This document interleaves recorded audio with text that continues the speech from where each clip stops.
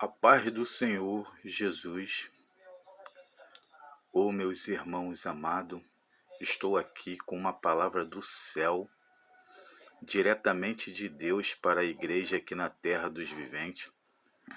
Estava aqui nesta tarde, neste domingo abençoado por Deus, meditando na palavra do Senhor, e Ele liberou uma palavra que se encontra em Tiago, capítulo 1, no versículo 12, que diz assim: Feliz é o homem que não cede e continua fiel quando é provado. O que eu pude aprender com essas palavras, meu irmão? Quando você é tentado, é provado, você nunca vai ser tentado ou provado naquilo que você não deseja. Deus, ele sempre vai te provar naquilo que você mais deseja ou aquilo que você se sente mais tentado. Aí você pode falar para mim assim: irmão Carlos, se nós somos seguidores de Cristo, imitador de Cristo, a gente não pode ser tentado. Não, meu irmão, de forma nenhuma é justo pensar assim, porque nós somos descendência de Adão e Eva. O pecado, ele habita em nós. Aí você diz para mim: mas como, meu irmão, o pecado habita em nós, se a gente aceitou Jesus e ele carregou os nossos pecados em sacrifício na cruz? Sim, meu irmão, eu até concordo contigo numa certa parte. Só que quando você está caminhando com Cristo, não quer dizer que você não vai ser tentado. E não tem como você também querer ser forte a todo momento. Às vezes a gente pensa algo ou toma uma atitude que a gente pensa assim: poxa, por que eu estou pensando isso? Por que eu estou tomando essa atitude através de um olhar, através de uma palavra que nos leva a pecar? Todos os membros do nosso corpo, principalmente o nosso olhar e o nosso pensamento, 90% nos leva a pecar. Às vezes olhamos para algo e pensamos. Às vezes você olha para algo e você não olha com um olhar de malícia. Você não olha com um olhar de desejo, mas o natural da humanidade, o natural do homem, é você olhar e já bater o desejo do pecado em você. Quando você olha, você pensa. E muitas das vezes quando você olha, dependendo o que você está olhando, você deseja. Mas você não está desejando porque você quer aquilo ali. Às vezes você deseja porque é o natural da criação de Deus. Então, meus irmãos, eu quero chegar numa passagem que Judas passou ali do lado de Jesus. Mas antes de eu apresentar essa passagem, concluindo o que eu estou falando, que se encontra em Romanos, capítulo 7, se eu não me engano, no versículo 19 ou 20, que diz que aquilo que eu não quero fazer, quando eu percebo, eu já estou fazendo. E aquilo que é para fazer, muitas das vezes eu não faço. E por que a gente comete esses erros? Porque o pecado está aqui no nosso membro. Você, como eu, a gente sabe muito bem que quando os discípulos de Jesus seguiam ele, todos os discípulos pecaram, todos. Tanto Judas como Pedro, Tiago, todos. Assim sabemos também que todos os profetas da Bíblia também pecaram. Mesmo sendo seguidor de Cristo no Novo Testamento e no Velho Testamento sendo seguidor de Deus. Então, todos erraram e pecaram. Tiveram, sim, uma grande oportunidade de redimir os teus erros, de reconhecer os teus erros e receber o perdão. Mas na Bíblia, do início ao fim, eu conheço um que não pecou. E esse foi o nosso Senhor Jesus. Então, meus irmãos, no início da palavra que eu apresentei, Tiago 1,12, que diz que feliz é o homem que não cede e continua fiel quando é provado, a gente tem que saber que mesmo a gente andando certo, fazendo as coisas do jeito que agrada a Deus, a gente vai ser sim provado.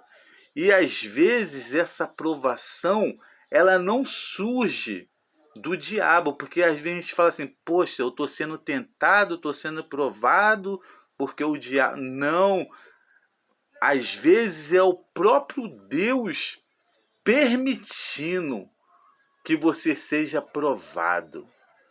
Aí você diz para mim, mas como Deus vai tentar alguém, vai provar alguém, se ele mesmo não é tentado por nada? Não, de forma nenhuma. Deus, ele não tenta ninguém. Para você, eu vou dar um exemplo. Para você saber realmente se uma pessoa ela é fiel, você tem que provar ela. Faz de conta que eu tenho uma grande empresa e estou contratando pessoas para trabalhar na minha empresa. E ali eu quero botar um dos meus funcionários num cargo de gerente. Eu não vou pegar qualquer pessoa desconhecida, ou mesmo sendo conhecida, e botar num cargo de gerente que vai estar ali como segundo homem na minha empresa, sem eu conhecer, saber se ele tem caráter, ou se ele é um homem honesto, ou se ele não é um homem honesto. Então, é justo eu querer provar, testar a confiança ou a desconfiança daquele meu funcionário. Então, eu vou querer provar sim. De que forma eu posso provar ele? Botando algum tipo de valor, seja dinheiro ou algum bem material valioso perto dele e facilitando para ele pegar. Para quê? Para que eu possa ver se ele é um homem honesto. Então, quando eu faço esse teste com esse meu funcionário, vamos fazer assim, ele está ali e eu passo do lado dele e deixo cair um pacote de dinheiro, como vou botar aí um valor, uns 30 mil reais, vamos botar 10 vezes mais do que o salário dele, eu deixar aquele pacote cair ali perto dele, ele tem duas alternativas: me chamar, meu patrão, o senhor deixou cair esse pacote aqui. Ou ele tem outra alternativa: pegar, conferir, e quando ele vai conferir, ele vê aquele grande valor ao ponto dele se sentir tentado, ao mesmo tempo criar muitas fantasias na mente dele com aquele valor, e ele não me devolver. Assim é Deus conosco. Deus, ele só consegue revelar realmente quem é filho dele através da prova. Deus, ele só consegue revelar quem é fiel quando é provado. É muito fácil, meu irmão, a gente querer ser seguidor de Jesus. É muito fácil, às vezes, a gente querer ter um cargo dentro da igreja. É muito fácil eu falar que sou fiel à minha esposa, que eu sou um homem de caráter no meu trabalho, se eu nunca fui tentado. E a gente sempre vai ser tentado naquilo que a gente mais gostava ou aquilo que a gente mais gosta. Na realidade, a tentação, ela não é, ela não, a prova, na realidade, a tentação, ela não é para aquelas pessoas que estão vivendo aquele ato.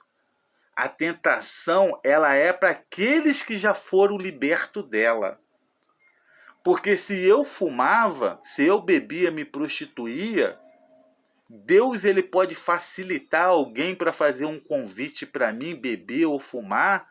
Deus pode fazer uma mulher sexualmente formosa, bonita, me paquerar, para ele ver o tipo de caráter, o tipo de homem que eu sou. Qual será a minha resposta e a minha escolha diante dessa situação? Então, meu irmão, na metade da frase, da palavra que eu estou aqui colocando para os meus amados irmãos, eu falei de Judas. Eu admiro muito essa passagem, porque quando Jesus escolhe Judas para ser o tesoureiro dele, você pode dizer assim para mim, irmão, porque eu me apeguei falando isso para mim também. Por que Jesus escolheu Judas para ser o tesoureiro dele, se sabia que ele era ganancioso e seria o traidor? Como é que Jesus escolhe um homem sabendo da ganância dele que ia trair ele? Quando Jesus toma essa decisão de botar Judas como tesoureiro, Jesus ele estava dando uma grande oportunidade para Judas, para que Judas pudesse vencer essa ganância nele mesmo. Para que Judas ele pudesse aprender com essa grande oportunidade que ele estava tendo de estar de frente ali aquele cargo, de fazer uma escolha certa ou uma escolha errada. Porque até aí Jesus bota ele como tesoureiro, já sabendo que ele era ganancioso e ia trair ele. Mas Jesus ali estava dando uma grande oportunidade para ele, para que ele pudesse dizer não para aquela tentação. Porque quando Judas está naquele cargo, ao mesmo tempo ele estava sendo tentado. Por quê? Porque ele estava num cargo aonde era muito tentador, porque ele tinha o direito de ser honesto diante daquele cargo ou de ser um mau caráter diante daquele cargo. E como todos sabem, Judas, ele, como tesoureiro, ele roubava muitas ofertas do ministério de Jesus, ao ponto dos discípulos um comentar com o outro: Judas deve estar roubando as doações que a gente ganha do ministério de Cristo. Eu creio que os discípulos deviam comentar. Ali tinha 12, com certeza algum deles deve ter observado isso, mas eles ao mesmo tempo, eles deviam comentar um com o outro. Mas o que a gente pode fazer? O mestre, que é o mestre que sabe disso, porque Jesus sabia de tudo, não precisava ninguém contar nada para ele, não está falando nada. Quem somos nós para falar alguma coisa? Então, o que eu quero dizer com essa palavra, para concluir, meu irmão? A gente sempre vai ser tentado naquilo que a gente mais gostava. Independente qual é o teu cargo hoje dentro da tua empresa, dentro da tua igreja, dentro da tua família, você sempre vai ser tentado naquilo que você mais gosta.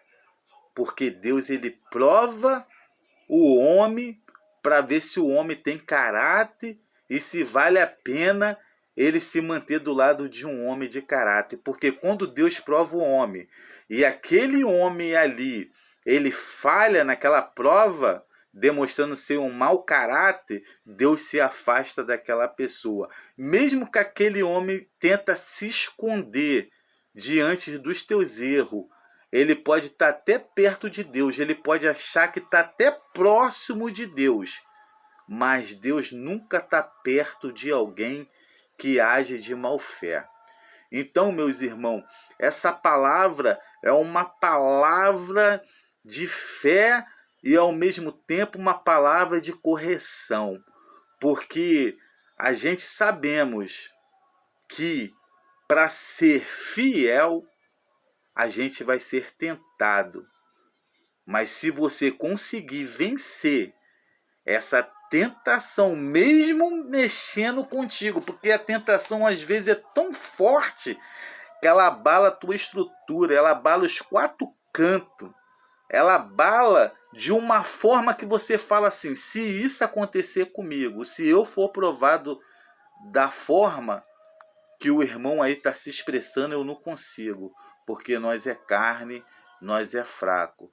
Mas não quer dizer que a gente é carne, que a gente é fraco, não tem como ser forte a todo momento, que você vai errar, que você vai ceder à tentação. Não, isso não é argumento para uma pessoa de caráter, né? Imagina eu levando a minha esposa na casa de um amigo meu ou de um irmão meu sem caráter, ele vai dar em cima da minha esposa. Imagina eu pegando um conhecido da igreja ou um conhecido ali no meio dos meus parentescos, um parente meu, botando na minha empresa, um homem sem caráter. Ele vai me roubar ali na minha empresa. Imagina eu casado com uma mulher que demonstra para mim ser uma coisa, mas não tem caráter. Ela vai me trair, ou vice-versa. Então, meus irmãos, a gente só consegue saber se a pessoa tem caráter quando você prova ela. E muitas das vezes dá até medo de provar essa pessoa. Porque às vezes a gente pensa assim: será que ela vai ceder ou ele vai ceder? É melhor deixar como está. Aí está o perigo. Porque às vezes tu pode estar do lado de uma pessoa, ela está demonstrando algo para você e não é nada daquilo. Então eu deixo essa palavra, que Deus possa te abençoar através dessa palavra e abrir a tua visão. Em nome do Senhor Jesus.